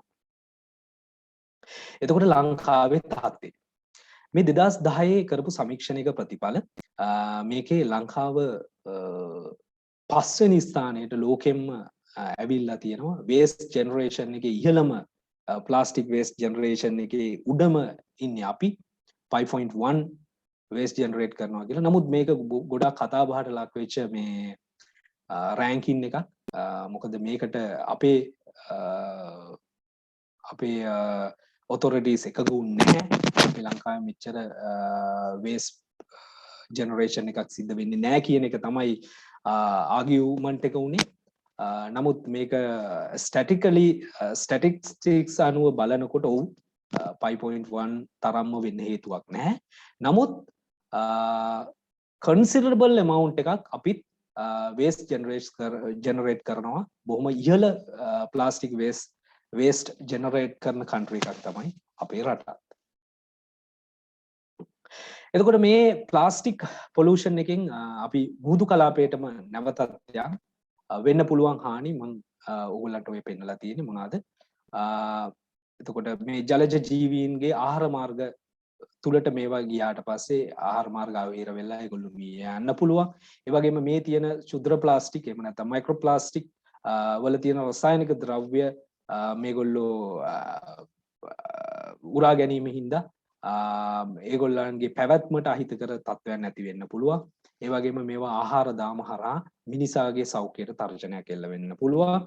ඒ වගේම අපි මේ එක්ස්ප්‍රස් පර්ල් නෞකාවේ ඛේද වාචකයක් දැක්කා. කරමල් හිර වෙලා මාළු මැරිලා හිටපු සත්තු මැරිලා හිටපු අවස්ථා. ඉතින් මේ පාවෙන ඩෙබ්‍රිස් එක්ක මේ සත්තු තමගේ දෛනිකව පිහිනීම් අනම්මනම් මේ දේවල් සිද්ධ වෙනකොට ඒ සත්තුන්ගේ ඒ පැවැත්මට මේ විදිහේ බාධාවල් ඇති වෙන්න පුළුවන්. මේ තමයි මේ එක්ස්ප්‍රස් පර්ල් ඛේද වාචකයෙන් පසු ගොඩබිමට ගහගෙන ඇවිල්ලා තිබුණු සතුන්ගේ සිරුරු කොටස්. ඉතින් මේවා ඇනලයිස් කරලා තිබ්බා. ඉතින් Department of Wildlife Conservation එකේ ස්ටැටිස්ටික් වලට අනුව ටර්ටල්ස්ලා 251ක්, මෙරයින් මැමල්ස්ලා 33ක්, ඩොල්ෆින්ලා 28ක්, වේල්ස්ලා 5ක් වගේ ඇස්ටිමේට් කරලා තියෙනවා මේ ඛේද වාචකයේ හින්දා මිය ගිහිල්ලා තියෙනවා කියලා. එතකොට නමුත් ඒක ඒ මවුන්ට් එක ඊට වැඩිය එහා මෙහා වෙන්න පුළුවන්. ඒ තියෙන්නේ ඒ තියෙන ස්ටැටිස්ටික් වලට අනුව තමයි ඒ ගණන් හිලව් ඕගොල්ලන්ට මම ඉදිරිපත් කරේ. එතකොට මේකේ මේකේ ලොකුම දේ තමයි මේ ප්ලාස්ටික් පොලියුෂන් එකේ මේ කෝස්ටල් බෙල්ට් එක ක්ලියර් කරන එක. එතකොට කිලෝමීටර් 300ක් පමණ කෝස්ටල් බෙල්ට් එකක් අපවිත්‍ර වුණා මේ මයික්‍රෝ ප්ලාස්ටික් හින්දා. එතකොට මේක ක්ලීන් අප් කරන එක මැසිව් ක්ලීන් අප් ඔපරේෂන් එකක්. මම ඔයගොල්ලන්ට මුලින්ම පැහැදිලි කරා වගේ අපේ රටේ තියෙනවා National Oil Spill Contingency Plan කියලා එකක්. oil spill එක වෙනුවෙන් හදපු contingency plan එක. ඉතින් මේකම තමයි මෙතෙන්දිත් ඇක්ටිවේට් කරේ. ඒ අනුව ශ්‍රී ලංකා ආමඩ් ෆෝසස් වල ඉන්වෝල්ව්මන්ට් එකත් එක්ක මීපා එකේ එහෙම නැත්නම් මෙරිටයිම් ප්‍රොටෙක්ෂන් ඔතොරිටි එකේ ගයිඩන්ස් මත මේ ක්ලීන් අප් ඔපරේෂන් එක දියත් වුණා. තාමත් මං හිතන්නේ මේ ක්ලීන් අප් ඔපරේෂන් එක ඉවර නෑ. තාමත් සමහර තැන්වල ක්ලීන් අප් ඔපරේෂන් එක සිද්ධ වෙවි පවතිනවා. ඉතින් මේ ක්ලීන් අප් ඔපරේෂන් එක ගැන ඔයගොල්ලන්ට තවත් වචනයක් කිව්වොත් ඔයගොල්ලෝ මේ තියෙන හිතන්නකෝ මේ වැලිත් එක්ක මේ කලවම් වෙච්ච සීඩ්ස් මේව වෙන් කර ගන්නවා. එතකොට ඒකට වෙනම මෙකනිසම් එකක් පාවිච්චි කරන්න වෙනවා. එතකොට මේවා එකතු කරන්න මිනිස්සුන්ට සාමාන්‍යයෙන් සවලෙන් එකතු කරන්න බැරි තැන් තියෙනවා. එතකොට විශාල මැෂිනරිස් මේකට ප්‍රයෝගී කරගන්න වෙනවා. එතකොට සාමාන්‍යයෙන් දවසකට මිනිස්සු 1000ක් 1500ක් වගේ දිනකට එම්ප්ලොයි කරන්න වෙනවා මේ වැඩේට. ඒ වගේම මේ වෙනකොට රට පැන්ඩමික් එකක් එක්ක අපි ජීවත් වෙන COVID-19 පැන්ඩමික් රෙස්ට්‍රික්ෂන්ස් වලට අපි ඇඩිය වෙන්න ඕන. ඉතින් ඒව තමයි මේ ක්ලියරින් ඔපරේෂන් එකේ තිබ්බ චැලෙන්ජස්. ඉතින් මේවත් එක්ක මේ වෙනකොට විශාල වැඩ ප්‍රමාණයක් සිද්ධ වෙලා තියෙනවා. ඉතින් මේ විදිහට තමයි මේ ප්ලාස්ටික් පොලියුෂන් එක මිටිගේට් කරගන්න අපේ ඔතොරිටිස් සක්‍රියව දායක වුණේ. ඊළඟට අපි බලමු වයිල්ඩ් ලයිෆ් එකට සහ සෙන්සිටිව් එන්වයරන්මන්ට් එක මොන වගේ ඉම්පැක්ට් වුණාද කියලා. දැන් මම මගේ පහුගිය කතාව තුලත් මම මේක පැහැදිලි කරා ඕගොල්ලන්ට. අපි දූපතක් ට්‍රොපිකල් කන්ට්‍රි එකක්. එතකොට අපිට තියෙනවා සෙන්සිටිව් බීච් හෙඩ්ස්. ඉතින් එතකොට මේවා තියෙනවා. ඒ වගේම වයිල්ඩ් ලයිෆ් එක බොහොම රිච් වයිල්ඩ් ලයිෆ් එකක් තියෙන රටක්, විශේෂයෙන් මරයින් වයිල්ඩ් ලයිෆ් එක. ඉතින් අර මම ඉස්සෙල්ලා කිව්ව සංඛ්‍යා ලේඛන වලට අනුව ටර්ටල්ස් 251ක්, මැමල්ස් 33ක්, ඔය වගේ සැලකිය යුතු ප්‍රමාණයක් මේ වෙනකොට ජලජ ජීවීන් මිය ගොස් තිබෙනවා මේ ඛේද වාචකයේ හින්දා. ඒ වගේම පොටෙන්ෂියල් කෙමිකල් ඇන්ඩ් ඔයිල් පොලියුෂන් එකක් අපිට දැක ගන්න පුළුවන්. ඒ වගේම මේ ගිලුණු නැව සහ ගිලිච්ච කන්ටේනර්ස් තියෙන තැන් අපි දන්නේ නැහැ. එතකොට මේ නැව තියෙන තැන දන්න වුණාට කන්ටේනර්ස් තැන තැන විසලා තියෙන්න පුළුවන්. ඒව තියෙන දේවල් ලීක් වෙන්න පුළුවන්. එතකොට ඒකෙන් අපිට අනාගතයේදී මැසිව් ඔයිල් ස්පිල් එක, මැසිව් කෙමිකල් ස්පිල් එක අපිට බලාපොරොත්තු වෙන්න පුළුවන්. එතකොට දැනට වෙච්ච දේවල් වලින් මෙච්චර හානියක් වුණා නම් ඒවෙන් කොච්චර හානියක් වෙයිද? මේවා සැලකිය යුතු කරුණු. ඒ වගේම මේ ප්ලාස්ටික් පෙලට්ස් වලින්, එහෙම නැත්නම් මේ මයික්‍රෝ ප්ලාස්ටික් වලින්, මේ ඩෙබ්‍රීස් වලින් වෙච්ච විනාශය අපේ කෝස්ටල් බෙල්ට් එකම සම්පූර්ණයෙන් විනාශයටපත් වුණා. ලොකු පරිශ්‍රමයක් දරන්න ඕන ඒක යථා තත්ත්වයටපත් කරන්න. එතකොට මේ වෙස්ට් කෝස්ට් එකේ හොඳ ටර්ටල් බ්‍රීඩිං ග්‍රවුන්ඩ් එකක් මේක. ඒ වගේම ඔයගොල්ලෝ දන්නවා කලපු තීර අපිට කීපයක්ම හම්බ වෙනවා. එතකොට මේ කලපු තීරයක් කියලා කියන්නේ බොහොම මසුන් ගහන ප්‍රදේශ. එතකොට ඉස්සෝ වගාවල් සිද්ධ වෙනවා. එතකොට කකුලුවෝ වැනි සත්තුන්ගේ ගහනයන් වලට මේකේ බොහොම ඍජු බලපෑම් අත්දකින්න පුළුවන්. ඉතින් මෙන්න මේ වගේ විශාල වයිල්ඩ් ලයිෆ් එකට විශාල තර්ජනයක් මේ නෞකාවේ සිදුවුණු ඩිසාස්ටර් එක හරහා සිද්ධ වුණා කියන එක අපිට මේවෙන් තේරුම් ගන්න පුළුවන්. ඒ වගේම මේක මේ මම ඉස්සෙල්ලත් කියනකොට කිව්වා වගේ මේ ඒරියා එක ෂැලෝ මුහුදු තීරයක්. එහෙම නැත්නම් මීටර් 25කට වඩා අඩු ඩෙප්ත් එකක් තියෙන මුහුදු කලාපයක්. ඉතින් මේ කලාපයේ බයෝඩයිවර්සිටි එක ගොඩාක් හයි. ඒ වගේම රීප්ස්, කොරල් රීප්ස් වැනි රීප්ස් කීපයක්ම මේකේ දැක ගන්න පුළුවන්. ඉතින් ඒවෙන් කියන්නේ මේක මේ ගොඩක් මාළුන්ගේ නිජ බිමක් කියලා අපිට හඳුන්වන්න පුළුවන්. ඉතින් මේ ඒරියා එක කන්ටැමිනේට් වීම හේතුවෙන් විශේෂයෙන් මේ ගල් මග කියලා තියෙනවා මේ කොරල් රීෆ් එකක්. ඒක මේ ගිලිච්ච නැව ආසන්නයෙන්මයි තියෙන්නේ. එතකොට ඒ වගේම මේ ඩොල්ෆින්ලා පෙට්‍රෝල් කරන රීජන් එකක් මේක නිතර හිට මෙහෙට යන රීජන් එකක්. ඉතින් මේ ෂැලෝ මේ මුහුදු තීරය මේ විදිහට කන්ටැමිනේට් වීම හේතුවෙන් විශාල බලපෑමක් ඒ ජලජ සත්වයින්ට ජලජ ශාකවලට ඇති වෙලා තියෙනවා කියන එක අපිට බොහොම පැහැදිලි කරුණක්. ඒ වගේම මම ඉස්සෙල්ලත් විස්තර කරා සෙන්සිටිව් බීචස් ගැන. ඒ වගේම මැන්ග්‍රෝව්ස් කඩුලාන ශාක පද්ධති ගැන සහ ඒ කඩුලාන ශාක පද්ධති ආශ්‍රිතව ජීවත් වෙන සතුන් ගැන. එතකොට මේ වෙනකොටත් අපි මොනවාද ප්ලාස්ටික් පෙලට්ස් වලින් ගොඩක් අපේ කෝස්ටල් එක කන්ටැමිනේට් වෙලා තියෙන. ඉතින් ඒකේ හින්දා ලොකු ඉම්පැක්ට් එකක් තියෙනවා මේ වයිල්ඩ් ලයිෆ් එකට සහ අපේ සෙන්සිටිව් එන්වයරන්මන්ට් එකට.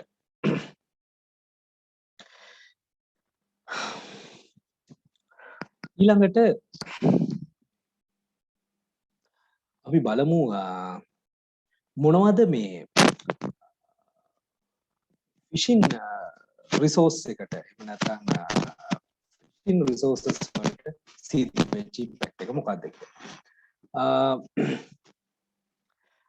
මේ මීගමු මුහුදු කලාපයේ මේ විසෙන බොහෝම ජනතාව දීර්ඝවර කර්මාන්තයත් එක්ක තමන්ගේ ජීවිකාව කරගෙන යන ජනතාව. ඉතින් මේ මුහුදු කලාපයේ මේ නැවගිලීම සහ මේ සිදුවෙච්ච ඛේදවාචකයත් එක්ක ඒගොල්ලන්ගේ දීවර කර්මාන්තයට ප්‍රබලවම මේක බලපානවා.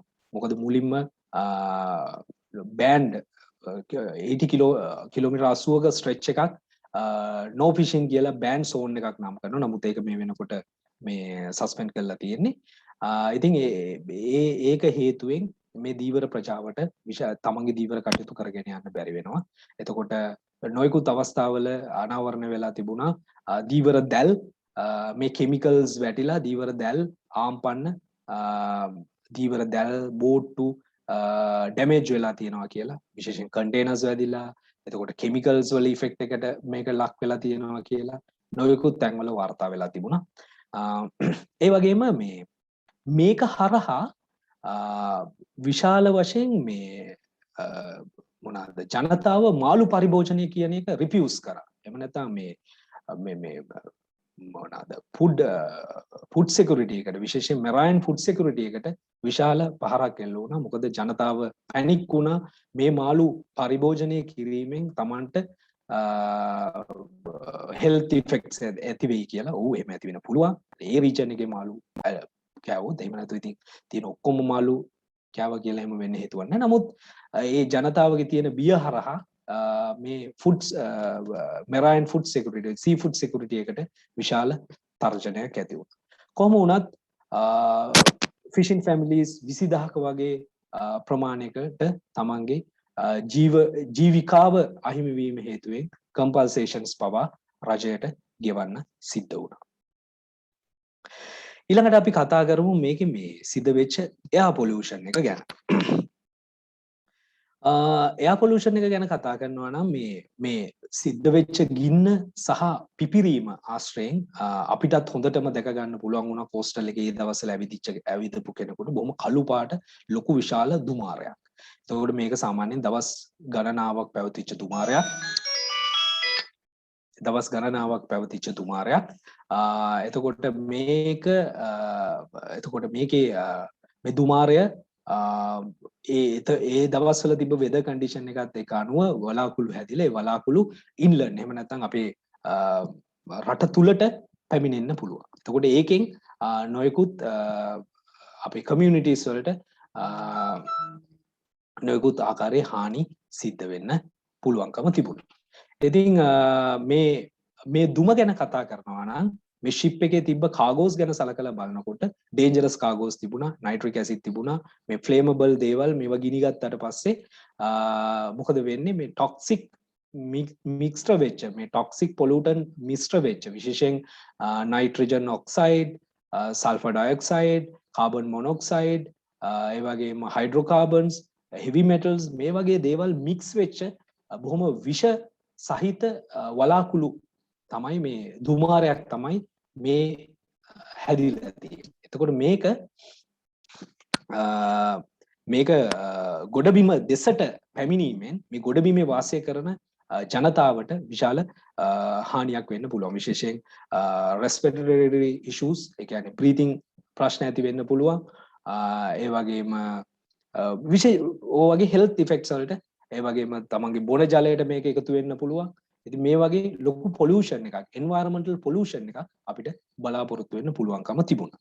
ඉතින් මේක හින්දාම NBRO එක, NBRO කියන්නේ National Building Research Organization, අපි කියනවා ජාතික ගොඩනැගිලි පර්යේෂණ ආයතනය, මෙයාලගේ මැදිහත් වීමෙන් මේගොල්ලෝ එයා සාම්ප්ලින් කරා. ඒ වගේම මේගොල්ලෝ එයා quality monitoring එකක් කරගෙන ගියා. ඒ වැඩසටහනගේ ප්‍රොජෙක්ට් එකක් කරගෙන ගියා මේක සිද්ධ වෙච්ච දවස්වල ඒක ආශ්‍රිතව.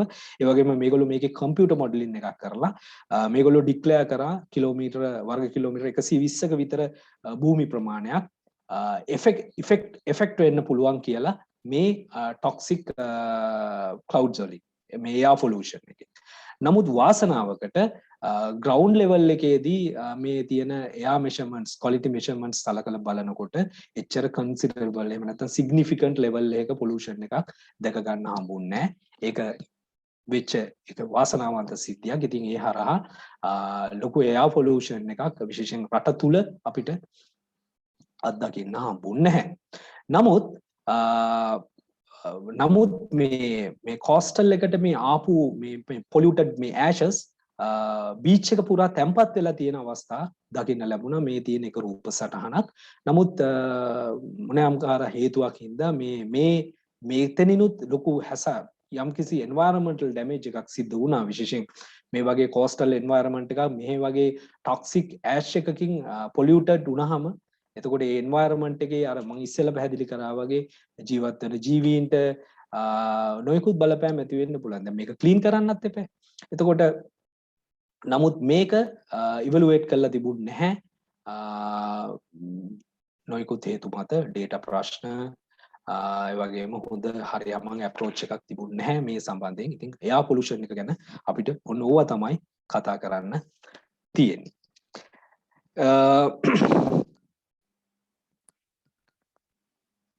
එතකොට මම ඕගොල්ලන්ට මේ එක්ස්ප්‍රස් පර්ල් ඩිසාස්ටර් එකේ ඩිසාස්ටර් ඉම්පැක්ට් කරුණු 7ක් යටතේ අපි කතා කරා.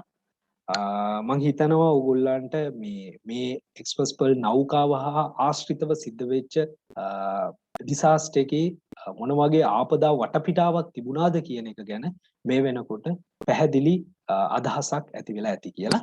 මම මෙතනින් ඉදිරියට ඉතුරු ස්ලයිඩ් කීපය තුල මම කැමතියි ඕගොල්ලන්ට මේකේ අවසානය, මේ ප්‍රසන්ටේෂන් එකේ අවසානය සරිටුවාන් කරනවා සමගම රෙකමෙන්ඩේෂන්ස් කීපයක් ඉදිරිපත් කරන්න, මෙවැනි ආපදාවක් කළමනාකරණය කරගන්න, මිටිගේට් කරගන්න මොන වගේ වටපිටාවක්, මොන වගේ සිටුේෂන් එකක් හදාගත යුතුද කියන එක. ඇත්තටම මම මේ ප්‍රසන්ටේෂන් එක හදන්න මූලිකවම පාදක කරගත්තේ UN Environmental Program එකෙන් මේකට එක්ස්පර්ට් ටීම් එකක් ඇවිල්ලා හිටියා මේ ආපදා කළමනාකරණ මෙහෙවීම සඳහා. ඒගොල්ලන්ගේ රිපෝට් එක තමයි මම මේ ප්‍රසන්ටේෂන් එක පුරාවටම මගේ බේසික් එලිමන්ට් එක හැටියට පාවිච්චි කරේ මේ ප්‍රසන්ටේෂන් එක හදන්න. ඉතින් මේකේ රෙකමෙන්ඩේෂන්ස් හැටියට මම දාලා තියෙන්නේ ඒගොල්ලෝ ඉදිරිපත් කරපු රෙකමෙන්ඩේෂන්ස්. right. අපි යන් ඉස්සරහට මේ ආපදාව බොහොම සිග්නිෆිකන්ට් ආපදා තත්වයක්. ඒ වගේම මේකේ ඩිරෙක්ට් ඉම්පැක්ට් එකක් තිබුණා, බොහොම ඍජු බලපෑමක් තිබුණා ලංකාවේ සෙන්සිටිව් කෝස්ටල් එන්වයරන්මන්ට් එකට, ඒ වගේම ලෝකල් කමියුනිටිස් වලට, අපේ ජනතාවට, ඒ වගේම ඉකොනොමි එකට. මොකද අපේ දීවර කර්මාන්තයට ඍජු බලපෑමක් තිබුණා, ඒ වගේම මොකද්ද ටුවරිසම් වලට බලපෑමක් තිබුණා. ඒ වගේම ගොඩක් environmental issues තව ඉස්සරහට unfold වෙන්න නියමිතයි. ඉස්සරහට වීමට නියමිතයි. මේ ගිලිච්ච නැව මෙතනින් අයින් කරනකම් නැති වෙච්ච කන්ටේනර් බොක්සස් ටික හොයලා මේ අපේ පරිසර පද්ධතිය තුලින් අයින් කරලා ඉවත් කරලා මේක ක්ලීන් කරගන්නකම් ඒවා තුල සිර වී තිබෙන බංකපෝල්ස් වෙන්න පුළුවන් කෙමිකල්ස් වෙන්න පුළුවන් ඒවා පරිසරයට මුදා හැරීම තුලින් විශාල පරිසර හානියක් ඉස්සරහට අපිට බලාපොරොත්තු වෙන්න පුළුවන්. ඒ කියන්නේ මේ ඩිසාස්ටර් එක ඉවර නැහැ. ඉදිරියට වීමට නියමිත දේවල් එමටයි. ඉතින් ඒක ගැන හොඳ විපරමකින් හොඳ මොනිටරින් එකකින් අපි සිටිය යුතුයි. ඒ වගේම ඒකට අවශ්‍ය වටපිටාව අපි සාදාගත යුතුයි. එතකොට මේ ඩිසාස්ටර් කියන සබ්ජෙක්ට් එක යටතේ කතා කරනකොට අපි කියනවා මේ ඕනම ඩිසාස්ටර් එකක් ඔපචුනිටි එකක් කියලා. එතකොට මේකෙදිත් මට කියන්න තියෙන එක මොකද recovery from the incident provide an opportunity to enhance the country's institutional and technical capacity to prepare and manage marine disasters. මොකද මෙහෙම කියන්න හේතුව අපි මේ අත්දකින්නේ අපි මේ වෙනකොට කීපයක්ම marine disasters අත්දැක්කා.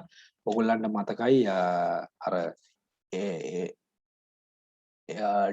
ඩයමන්ඩ් නෞකාව ඒක මුහුදුබත් වුණා මීට ටික කාලයකට උඩදී ඒකෙදිත් ලොකු පරිසර හානියක් සිද්ධ වුණා. ඊට පස්සේ එක්ස්ප්‍රස් පර්ල්.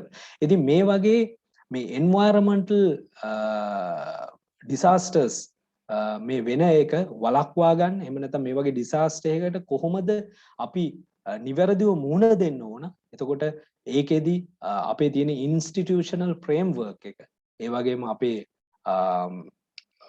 ආයතන පද්ධතිය අපි ඉන්ස්ටිටියුෂනල් ෆ්‍රේම්වර්ක් එක කියන ඒ වගේම අපේ නීති සම්ප්‍රදායන් ඒ වගේම අපේ තියෙන මේ ටෙක්නිකල් හැකියාවන් ඒ වගේම රෙස්පොන්ඩ් කැපැසිටිස් මේ වගේ දේවල් අපි දියුණු කරගන්න ඕන කැපැසිටි බිල්ඩ් කරගන්න ඕන මේ වගේ දේවල් වලට මුහුණ දෙන්න. ඉතින් මේක අපිට ඔපචුනිටි එකක් හැටියට යූස් කරන්න පුළුවන් මේ වගේ දේවල් කරගන්න. ඉතින් මේක මේ ඔපචුනිටි එක යූස් කරන්න මේ UN එකෙන් රෙකමෙන්ඩේෂන්ස් දීලා තියෙනවා. පළවෙනි දේ තමයි mitigating and eliminating risk from the incident. එතකොට මේ සිද්ධ වෙච්ච දේ සහ සිද්ධ වෙන નિયમિત දේ ගැන අපි මම කිව්වා ඔයගොල්ලන්ට ඉස්සරහටත් මේ ඩිසාස්ටර්ස් වෙන්න පුළුවන් මේක හරහා කියලා. එතකොට ඔයිල් ස්පිල් එක සම්බන්ධයෙන් සර්වේලන්ස් තියා ගන්න ඕන. අර ඔයිල් ටික බංකර් පෝල්ස් තියෙනවා නම් ඒවා රිකවර් කර ගන්න ඕන. ඒ වගේම කෙමිකල් පොලියුෂන් එක ගැන මොනිටරින් තියා ගන්න ඕන. ඒ නැති වෙච්ච කන්ටේනර්ස් හොයා ගන්න ඕන, අයින් කර ගන්න ඕන. මේ ඩෙබ්‍රිස් ටික අපේ මේ තියෙන මොනවාද මේ ගිලිලා තියෙන තැනින් අපේ මේ එන්වයරන්මන්ට් එකෙන් මේ ටික ක්ලීන් කරගන්න ඕන. ඉතින් ඒකට අවශ්‍ය අපි වටපිටාව හදා ගන්න ඕන. ඒ වගේම සිද්ධ වෙච්ච කෝස්ටල් පොලියුෂන් එක මේ ප්ලාස්ටික් පොලියුෂන් එක ඒකේ ක්ලීන් අප් ඔපරේෂන් එක අපිට දිගටම කරගෙන යන්න වෙනවා. මොකද ඒකෙදී මේක විශාල ඔපරේෂන් එකක් නොයෙකුත් ටෙක්නිකල් ක්‍රමවේදයන් අනුගමනය කරන්න වෙනවා. ඉතින් ඒක කන්ටිනියස්ලි කරගෙන යන්න වෙනවා. මේකෙන් අපිට මිදෙන්න. ඒ වගේම environmental assessment and monitoring. එතකොට marine pollution assessment එකක්, fisheries assess කරන්න ඕන, marine wildlife assessment එකක්, air pollution assessment. ඉතින් මේ දේවල් යම් තාක් දුරට කෙරිලා තියෙනවා. නමුත් මේවා ගැන අධ්‍යයනය කරනකොට තේරෙනවා ඒවේ සමහර lapses දකින්න පුළුවන්. data මදිකම් තියෙනවා, data එකතු කර ගැනීමේ ප්‍රශ්න තියෙනවා. ඔය වගේ නොයෙකුත් දේවල් අත්දකින්න පුළුවන්. ඉතින් මේවා මගහරවාගෙන මේ දේවල් කරගන්න අවශ්‍ය වටපිටාවල් අපි හදා ගන්න ඕන රටක් හැටියට. ඒ වගේම මම කිව්වා අපි දූපතක් ඒ වගේම අපි බොහොම බිසි නාවික මාර්ග ආසන්නයෙන් පිහිටි රටක්. එතකොට මේ marine disasters කියන එක අපිට නිතරම අත්දකින්න වෙන දෙයක් මේ ලෝකයේ දියුණුව සමගම. ඒකෙන් හින්දා මේ වගේ දේවල් වලට හොඳ කැපැසිටි එකක් ඇතුව මූණ දෙන්න අවශ්‍ය වටපිටාව අපි හදා ගන්න ඕන. ඒවා මෙන්න මේ වගේ දේවල් තමයි කරන්න ඕන. අපේ ඉන්ස්ටිටියුෂනල් arrangement එක review කරන්න ඕන. එතකොට preparation of disaster management plan මේ වගේ disasters වලට හොඳ disaster management plan එකක් අපිට තියෙන්න ඕන. capacity building and regular training on maritime emergencies ගැන regularly අපි capacity build කරන්න training program පවත්වන්න මේ වගේ දේවල් කරගෙන යන්න ඕන. emergency response assets අපිට තියෙන්නේ දැනට emergency response කිව්වහම හැම කෙනාටම මතක් වෙන්නේ triforces උනත් අපි effective efficient way එකකට පාවිච්චි කරන්න පුළුවන් වෙන්නේ ඒ assets වල capacities හදලා තියෙන්න ඕන. ඒ වගේම coastal marine environmental monitoring program using state of the art technology. මේ වගේ මේ monitoring program එකක් අපි arrange කරගන්න ඕන. ඒ වගේම integrated marine information management system to support environmental monitoring and intervention operations and cooperation with regional international. ඉතින් මේවා රටක් හැටියට තනියෙන් කරන්න බෑ. regional cooperation එක, international cooperation එක මේවා ඇතුව මෙන්න මේ capacity build කර ගැනීම අපි අනිවාර්යෙන් කළ යුතුයි රටක් හැටියට. මොකද marine emergencies එහෙම නැත්නම් marine disasters අපිට ඉස්සරහටත් මැනේජ් කරන්න සිද්ධ වෙයි. ඒකට අවශ්‍ය වටපිටාවල් අපි හදා ගන්න ඕන. ඉතින් මම පැයකට වඩා වැඩි කාලයක් ගත කරා මම හිතන්නේ. ඉතින් මේ කාලය තුල මම උත්සාහ කරා ඕගොල්ලන්ට එක්ස්ප්‍රස් පර්ල් නෞකාවේ සිදුවුණු ඛේදවාචකය සැකවීම විස්තර කරන්න. ඒකෙන් සිද්ධ වෙච්ච environmental impact එක මොකක්ද කියන එක පැහැදිලි කරලා දෙන්න. ඒ වගේම ඒ impact එක example එකක් හැටියට එහෙම නැත්නම් opportunity එකක් හැටියට අරගෙන රටක් හැටියට අපි කොහොමද අනාගතයේදී මේ වගේ දේවල් වලට disasters වලට මුහුණ දෙන්න අවශ්‍ය වටපිටාව හදාගන්න කියන එක පැහැදිලි කරන්න මම උත්සාහ කරා. මම හිතනවා ඕගොල්ලන්ට අදහසක් ලැබෙන්නේ නැති කියලා මේ කතාව තුළ. මම ඉස්සෙල්ලා කිව්වා වගේ මේ සම්පූර්ණ presentation එක පුරාවටම මෙන්න මේ reference එකෙන් දක්වලා තියෙන මෙන්න මේ report එක තමයි මම පාදක කරගත්තේ මගේ presentation එක ගොඩනගන්න. අවසාන වශයෙන් මොහමඩ් මස්ූදි